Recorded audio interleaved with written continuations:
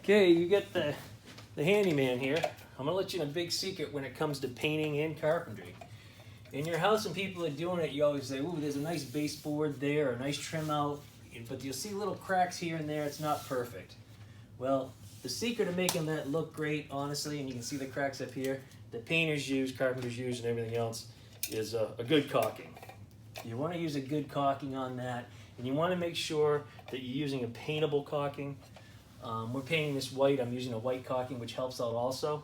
So you're going to need some good caulking. You know, I recommend DAP, makes a great caulking. You'll need a wet rag, always good to have to wipe off.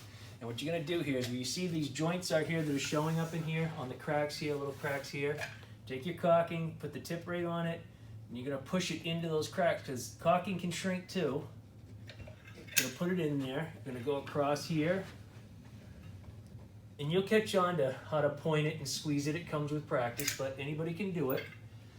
You fill those cracks right up, and that's going to help you with heat and everything else too, if there's a leak in there for air.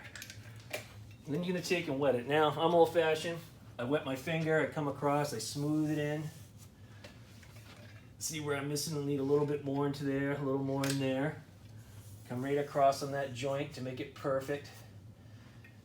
Up in here, I'm going to make that perfect too. And you get it all worked into those joints so it looks really nice. Get it on there. Smooth it in, smooth in. Now, one thing you want to remember when you do this, and this is very important too, is when you get that all smoothed in there, any excess of this caulking, you want to make sure you get it off of there because it's not easy to paint over it. It doesn't look good and it'll be bumpy, and you want it to make it look like the wood's right in those joints. You know, you rub it right in with your fingers, what you do.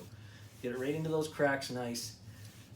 And that's a professional job there when you do it that way. That's how us pros do it. They've been doing it forever. And it looks really good is what it comes down to. You don't want to have anything showing. You know, don't be afraid. You're going to have extra caulking. It's going to be everywhere. So, you know, you just kind of control it. I find a lot of people don't like to use their hands, get them dirty and such like that.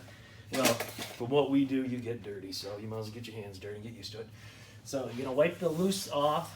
Make sure it's nice and smooth. Wipe that off because you don't want it to dry and be all bumpy. And if you look at that now, that is perfect. That looks like it should look. Thank you from the handyman.